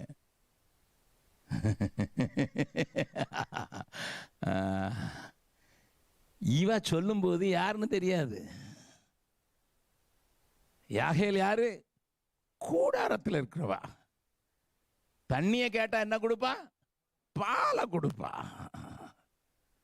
அதாவது என்னன்னா விருந்தோம்பல். தண்ணி கேட்டா என்ன கொடுப்பாங்க? பாலை கொண்டு கொடுத்தா. உள்ள வாரம் கூட்டு போட்டான், தம்பளை உரிச்சு கொடுத்தான். அவன் தண்ணி கேட்டான், உடனே பாலை கொடுத்தான். அதுக்கு பிறகு துண்டை போட்டு மூடிட்டா. கையில் இருந்தது என்னது? ஒரு ஆணியும் பக்கத்தில் கையை பிடிச்சுங்க. உங்கள் கையில் ஆணி இருந்தாலே போதும், சத்துருடைய மண்டையை உடைச்சிடலாம். நான் பைபிள் ஸ்கூல் போகல பிரதர், நான் எம்ஏ படிக்கலை, எம்டி படிக்கலை, டிடி படிக்கலை. நான் 3 டிடி வச்சுருக்கேன் தெரியுமா உங்களுக்கு? டெவில் டிரைவர், டிசீஸ் டெலிவரர், இப்படி சொல்லிகிட்டே போகலாம். I don't have any degree sir. ஒரு நாள் கூட மலைக்கு கூட நான் பைபிள் காலேஜில் ஒதுங்கினதில்லை. ஆனால் சில நேரங்களில் பைபிள் காலேஜில், இன்டர்நேஷ்னல் பைபிள் காலேஜில் கூட டீச் பண்ணுறீங்கன்னு கூப்பிட்ருக்காங்க. ஹலோ, நல்லா கவனிங்க. ஒன்று அறியாமல் ஒன்றை குறித்து தீர்க்க தரிசனம் இருக்குது. யாகேலுக்கு தெரியுமா என்னை பற்றி தீர்க்க தரிசனம் சொன்னாங்கன்னுட்டு? இந்த போகிற தீர்க்க தரிசனம் தெரியாது. Many times you may not know that God already pronounced His program on you. தேவன் உன்னை குறித்து சொன்னது உனக்கு தெரியாது. இப்ப நீங்க டக்குன்னு சொல்லிட்டார் பிரதர் யாகேல்னுட்டு. அந்த ஸ்திரீ, ஒரு ஸ்திரீ, அவ்வளவுதான். அது எந்த ஸ்திரீ? பகைவனுக்கு அருள்வாய், நன்னஞ்சே பகைவனுக்கு அருள்வாய். சொந்தக்காரன் வந்துட்டான்னு சொல்ல, எங்க ஜனத்தை அழிக்கிறதுக்கு புறப்பட்டு 900 ரத்தத்தோட போன சிசரா வந்துட்டான்னு சொல்ல. வாங்கய்யா, கிடைச்சிருக்கீங்கய்யா, படுங்கய்யா, ஒரே போடையா, என தீர்க்க தரிசனம் சொல்லியிருக்கையா. என்னை குறித்து தேவன் முன் குறித்தவைகளை கண்கள் காணவும் இல்லை, காது கேட்கவும் இல்லை, மனிதனுடைய இருதயத்தில் தோணவும் இல்லை. என்னை குறித்து ஆண்டவர் வச்சிருக்க திட்டத்தை கண்ணு பார்க்காம இருக்கலாம், காது கேட்காம இருக்கலாம், இருதயத்தில் தோணாமல் இருக்கலாம். ஆனால் ஒன்று, உன் வீட்டுக்கு வர்ற எல்லாருக்கும் ஒரு வரவேற்பு கொடுக்குற அந்த இளைய அறியாமலே தேவதூதர்களையும் உபசரித்தார்கள். நம்ம தேவதூதன்னு சொல்லி வந்தாலும் உள்ள விடுறதில்ல. கடங்காரன் வந்துட்டான் பாரு, வேலை இல்லைன்னு சொன்னான், 2 மாதம் சம்பளம் கொடுக்கலன்னு சொன்னால் என்ன கேட்க வந்திருக்கானோ. அக்கா, அண்ணன் இருக்கிறாரா? அண்ணன் இருக்கிறாரு, ஆனால் இப்போ அவசரமாக புறப்பட்டுருக்க, பார்க்க முடியாது, ஏன்னா பாத்ரூமில் இருக்காரு, அவர் உள்ள கொரட்டை போட்டு தூங்கிட்டு இருப்பார். அக்கா மாதிரி தான். ஏன்னா வெள்ளம் வந்தால் காசு கேட்பான், 3 மாதம் சம்பளம் கிடைக்கல, கைமாட்டு வாங்க வந்திருப்பான். நம்ம அநேக நேரங்களில் இப்படி தவறாக கணக்கு போட்டுருவோம் இல்லை? இந்த சேனையில் பாருங்க, முதல்ல கத்தர், அதுக்கு பிறகு தெபோரா, அதுக்கு பிறகு பாராக், அதுக்கு பிறகு செபுலோன், நப்தலியினுடைய புத்திரர் 10,000 பேர், அதுக்கு பிறகு யாகேல். கூடாரம் தெரியாதவா, யுத்த காலத்துக்கு போகல, ஆனால் ஜெயிச்சிட்டா. மேன்மை அவளுக்கு உண்டாயிடுச்சு. நீ யுத்த காலத்தில் தான் போய் ஜெயிக்கணும்னு நினைக்காத. ஆண்டவருக்கு நீ கீழ்ப்படுகிறதுக்கும் உன் மனது திறந்த மனதாக இருக்குமானா, விசாலமான மனதாக இருக்குமானா, தேவன் உன்னை கொண்டும் வெற்றிகளை சம்பாதிப்பதற்கு நல்லவராக இருக்கிறான். இன்னும் 2 கூட்டத்தை காட்டணும் இல்லை? 7ன்னு சொன்னேன் இல்லையா? வாசிக்கலாம். இப்போ எல்லாத்தையும் வாசிக்கிறதுக்கு நேரம் இல்லை. 5வது அதிகாரத்தின் 14வது வசனத்தின் பின்பகுதி. உனக்கு மாகீரிலிருந்து அதிபதிகள் என்ன? லீடர். ஆமா, நெகேமியா சோறு கட்டினா எல்லாரும் வந்தானா, ஆனா பிரபுக்கள் தலையை கொடுக்கலையாம். அதாவது பிரபுக்கள் யாரு? டை கோட் கட்டுருவேன். நான் எங்க ஆளுங்களுக்கு வங்கி போடாது காரணமே தான். அங்கி போட்டது, ஏன்னா அங்கி போட்டா குனிய மாட்டான். இப்போ நாங்கள் எல்லா வேலையும் செய்வோம். ஏன்னா நாங்கள் 55 வருஷமாக பிரசங்கம் பண்ணால் கூட எனக்கு சாதாரண இப்போ ஒரு சேரை தூக்கி அங்கே போடுறதுல என்ன கேட்டால் போயிட போகிறோம். ஆனால் அங்கி போட்டான்னா, ஓய் செக்ரட்டரி, கமிட்டி மெம்பர், அவர் தான் தேடுவார். அவர் தூக்கி போட மாட்டார், ஏன்னா அங்கி போட்டிருக்காரா. நாங்கள் எங்களுக்கு யாரையும் பிஷப்லாம் கூப்பிடுறதில்லை. பல சபைகளை நிறுவியிருக்காங்க எங்களுடைய மக்கள். 1072 சபையை நானாக நிறுவினேன். என் கூட சேர்ந்தவங்க தான் நம்ம. நான் அங்கங்கே போய் சத்தங்கத்தை போட்டு என்னத்தையா போட்டு சபையை கட்டி எல்லாத்தையும் கட்டிட்டாங்க. ஆனால் எத்தனை சபையை நிறுவன பிறகும் நாங்கள் யாரும், ஏன்னா பிஷப்னா ஒரு குள்ளா ஒன்று போட்டுருவார், இந்த சொடலை மாடனுக்கு போடுற மாதிரி. அதை போட்ட மாதிரி குனிய முடியுமான்னு குனிஞ்ச விழுந்துருமே. எங்கள் லல்லு பிரசாத் சொல்லுவார், உட்காந்தே பேசுவார். நிருபர்கள் வந்து கேட்பேன், என்னையா உட்காந்து பேசுங்க, எந்திரிச்சே எவனா சேர தூக்கிட்டு போயிடுவான். நிறைய பிஷப்புகளே தானே எந்திரிச்ச சேர தூக்கிட்டு போனேன். எனக்கு அதான் பேட்ஜு குத்தும் போது நிற்க மாட்டேங்குது. என்ன badge ஊரறிஞ்ச பாப்பானுக்கு எதுக்குயா பூநூல்? The anointing makes me difference. பக்கத்தில் கொஞ்சம் சொல்லுங்க, அபிஷேகம் தான் உங்களை விசேஷத்தில் ஒன்றாக்கும். பதவியும் இல்லை, பட்டமும் இல்லை, பேரும் இல்லை, புகழும் இல்லை, கர்த்தருடைய அபிஷேகம். அதுதான் என்ன விசேஷத்தை ஒன்றாக்கும். அதிபதிகள் புறப்பட்டாங்க. அடுத்தால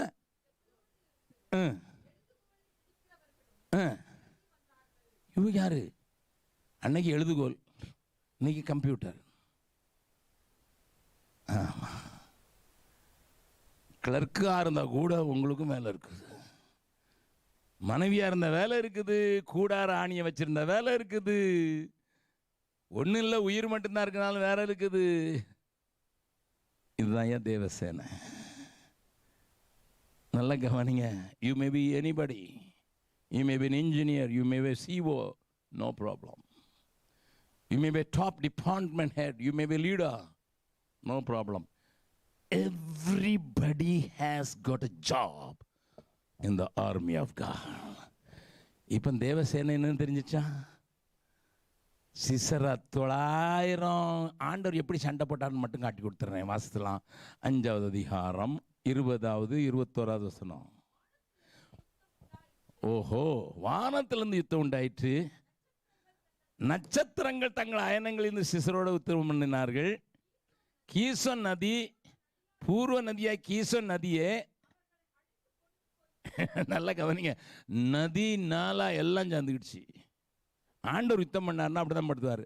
என்ன நடந்ததுன்னு சொல்கிறேன். மலையிலேருந்து இறக்கி கொண்டு வந்தார். கீழே பள்ளத்தாக்கு அந்த ஒரு மாதிரி களிமண் இடம், அந்த இடம் அந்த போட்டிருக்க பள்ளத்தாக்கு, இதில் இறக்கி கொண்டு வந்தோன்னா மழை ஜோர்னு பெஞ்சுது, எல்லாருடைய சக்கரமும் மாட்டிக்கிடுச்சு. அதனால தான் 4வது அதிகாரத்தில் என்ன எழுதிருக்குன்னு பாருங்க. நீங்கள் இங்கே வாசிங்க, என்ன எழுதியிருக்குன்னு பாருங்க. 15வது வசனம்.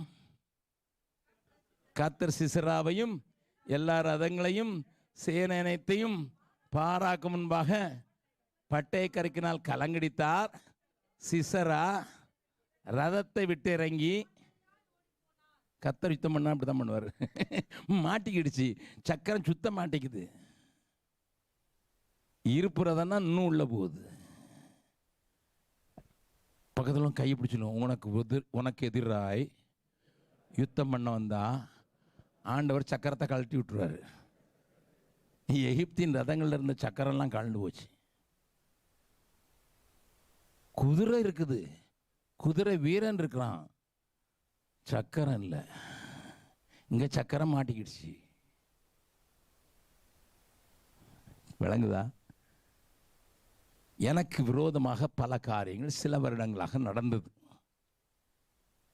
நான் ஒரு நாள் ஆண்டவர்கிட்ட கொஞ்சம் போராடுறேன்.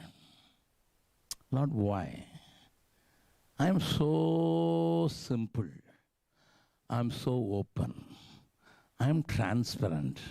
But இந்த யுத்தம் எனக்கு எதுக்குயா? என்னையா செய்யணும்? ஆண்டவர் ஒன்னே ஒன்று கேட்டார், நீ சண்டை போடுறியா நான் போடணுமா? அந்த நீரே போட்டுரும், நீங்கள் சும்மா இருப்பீர்கள். நான் யுத்தத்தை நடத்தினாரு. இப்போ துண்டை காணும் துணியை காணும் பிரச்சனை ஓடி போயிடுச்சு. சொன்னார், தேடியும் காணாமல் இருப்பாய், நாமமே எண்ணி எண்ணி துதி செய்வாய். பாடுறோடு நிறுத்திடாங்க, அனுபவமாக்குங்க. கீசோன் நதி, பூர்வ நதியே நீனும் சேர்ந்துக்கிட்டியா யுத்தத்தில்? நட்சத்திரம் நீனும் சேர்ந்துக்கிட்டியா? மேல இருந்தும் கீழே இருந்தும் யுத்தம் பண்ண எமையா நிற்பான்? கால்நடையா போறான் சீசரா. அங்க போற இடத்துல நடந்து போனதுனால தூக்கம் வந்துட்டு படுத்தான். ஆணியை வச்சு ஒரே அடி நெறியில போட்டு அடிச்சுட்டு வந்துட்டான். What a God. 7 விதமான கூட்டத்தை கேட்டேன். அவனுக்கு தலைவர் யார் தான்? சேனைகளின் கர்த்தர், தீர்க்க தரிசன உரையாகிய தெபோராள், தலைவனாகிய பாராக், கூட போகிற 4000 உயிருக்கு உயிரை கொடுக்கிறதுக்கு 5வது யாகேல் என்கிற ஒரு பெண், 6வது அதிபதிகள், 7வது எழுதுகோலை பிடிக்கிறவன். Ordinary people. ஆனால் 2 கூட்டத்தையும் காட்டி கொடுத்துறேன். இவங்க போகலன்னு அவர் போட்டார். ஏன் போகலன்னு போட்டுட்டார். வாசிங்க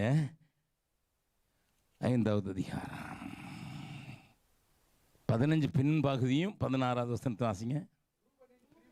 ரூபனின் பிரிவினைகளால் மிகுதி.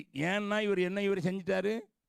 அடுத்து 16, மந்தைகளின் சத்தத்தை கேட்க நீ தொழுவங்களின் நடுவே இருந்து விட்டதென்ன? ரூபனுக்கு தினந்தோறும் பாலும் பட்டரும் சாப்பிடணும், சீஸும் சாப்பிடணும். அதனால மந்தையோட இருந்துட்டார். கம்ஃபர்ட் ஜோனை விட்டுட்டு வர்றதுக்கு இஷ்டம் இல்லை. மந்தைகளின் சத்தத்தை கேட்க நீ இருந்து விட்டதென்ன? அடுத்த வசனம் இன்னொரு கீழியாத்து மனித இருந்து விட்டார்கள். இவங்களுக்கு கிராஸ் பண்ற, நதியை கிராஸ் பண்றதுக்கு இஷ்டம் இல்லை. இவர்கள் தான் மனுஷர்கள் கப்பல்ல தங்கி இருந்தது என்ன? குடாக்கரில் இவங்க அவங்கவுங்க வேலையில் இருந்துட்டாங்க. அவ்வளவுதான். தன்னயமாய் வாழ்ந்து விட்டார்கள். ஒரு கூட்டம் தன்னயமாய் வாழ்ந்து விட்டது. நதியை தாண்ட மாட்டோம் பிரதர், கப்பல்லே இருந்துருவோம் பிரதர், குடாக்களிலே தாபரத. Selfish, very selfish. ஒரு கூட்டம் comfort. There are 2 kinds of people shown by God. They are unfit for the army of God. கம்ஃபர்ட்டா இருக்கிற ஊழியக்காரன் வந்தான்னா அவனுக்குரிய கம்ஃபர்ட்டை நீங்க கொடுக்க முடியாது. நான் பேர் சொல்லாமல சொல்றேன். ஜெர்மன்ல இலங்கை தமிழர்கள் போய் சேர்ந்த போது நிறைய பேர் ஆண்டவரை ஏற்றுக்கொண்டாங்க. நிறைய பேர் இப்போ ஏற்றுக்கொள்ளும் போது அங்கே ஒருத்தர் இருந்தார், ஒரு ஊழியக்காரரு, இன்றைக்கும் இருக்கிறாரு ஊழியக்காரரு. எனக்கு அவர் நல்லா தெரியும். அவர் எப்படியோ பெரிய ஊழியக்காரரை இந்தியாவிலேருந்து கூப்பிடணும்னு சொல்லிட்டு கூப்பிட்டார். அகதிகளாக போனாங்க, வேலையும் சரியாக கிடையாது. இளைஞர்களும் தப்பி போடும்போது கையில் காலெல்லாம் நகை போட்டு போனாங்க. யாழ்ப்பாணத்திலேருந்து போனவங்க விற்று கித்து ஒரு பெரிய இடத்த வாடகைக்கு எடுத்தாங்க. வந்த பெரிய ஊழியக்காரர் சொன்னார், நான் இந்த ஹோட்டலில் தான் தங்குவேன், ஏர்போர்ட் பக்கத்தில் இருக்க அந்த ஹோட்டலில் தான் தங்குவேன்னு சொன்னார். அவங்க சொன்னாங்க, அதை விட நல்ல ஹோட்டல் எங்கள் வீட்டு பக்கத்தில் இருக்குதுன்னு சொன்னாங்க. எனக்கு அடுத்தால அமெரிக்காவுக்கு போகணுன்னு சொன்னார். அதனால ஏர்போர்ட் பக்கத்தில் ஹோட்டல்னால் மற்ற ஹோட்டலோட 3 பங்கு அதிகம் இருக்கும் இல்லையா, அதில் தங்க வச்சாங்க. கூட்டம் நடந்துச்சு. இந்த ஆள் எதிர்பார்த்த ஒன்றும் நடக்கலை.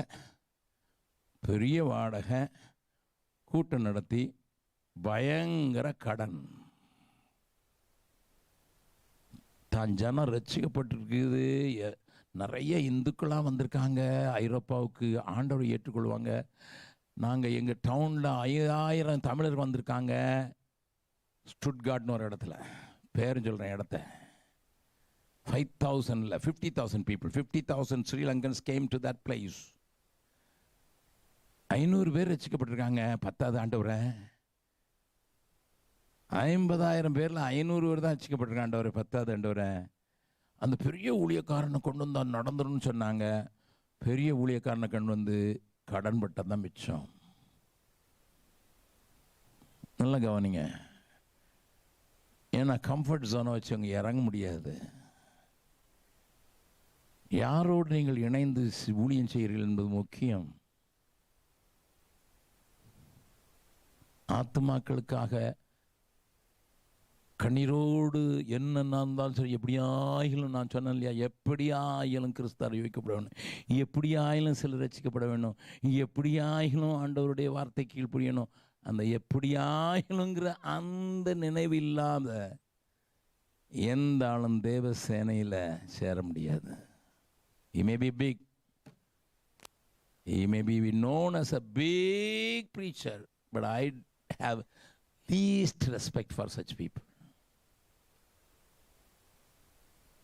இப்போ நான் கேட்குறேன், பக்கத்தில் இருக்கவங்க கேளுங்க, பக்கத்தில் அவங்க கையை பிடிச்சி கேளுங்க.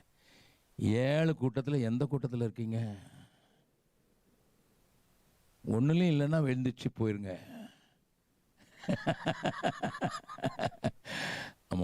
முதல் கூட்டத்தில் நீங்கள் சேரவே முடியாது. கர்த்தருக்கு அவர் என் மகிமையை ஒருத்தரும் கொடுக்க மாட்டேன். ஏன்னா பிளான் ஸ்ட்ராட்டஜிலாம் அவர் தான் வச்சுருப்பார். அட்லீஸ்ட் இந்த 6 கூட்டத்தில் தீர்க்க தரிசன பார்வையுடைய ஒரு பெண்ணாவோ ஆணாவோ இருக்கலாம், கொஞ்சம் பேரை திரட்டுகிற திறமையுள்ள ஆட்களாக இருக்கலாம், அல்லது உயிர் மட்டும்தான் பிரதர் இருக்குது அப்படி இருக்கலாம், இல்லை எனக்கு கம்ப்யூட்டரில் தான் பிரதர் வேலை செய்யும் தெரியும் அப்படியும் இருக்கலாம், நான் கொஞ்சம் லீடர்ஷிப் எடுப்பேன் பிரதர், 10 பேர் 20 பேர் கொடுத்தா நான் மேட்சிடுவேன் பிரதர் இருக்கலாம். இல்லை என்கிட்ட சுற்றியும் ஒரு ஆணியம் தான் இருக்குன்னு சொன்னால் கூட ஒன்று கூட இருக்கலாம். எல்லாரும் கண்களை மூடலாம்.